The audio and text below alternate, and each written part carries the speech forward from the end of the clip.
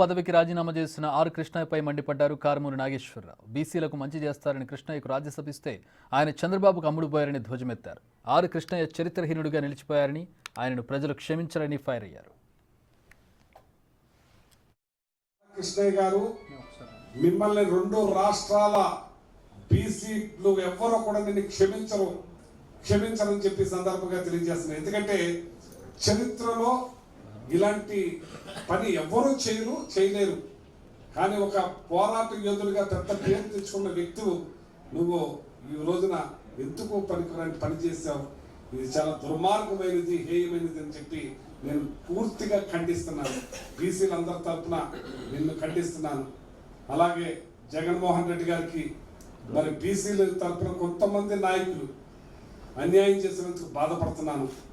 ఆయన మంచి ఉద్దేశంతో మొన్న పార్లమెంటుకు కూడా చాలా మందిని బీసీలను పంపించాలని, బీసీ మహిళలైతే బీసీలైతే ఎన్నో ఎంపీ సీట్లు ఇచ్చారు. కానీ ఇవాళ బీసీ నాయకత్వంలో ఉన్న కృష్ణయ్య కూడా ఇలా చేయటం చాలా బాధాకరం అని చెప్పి సందర్భంగా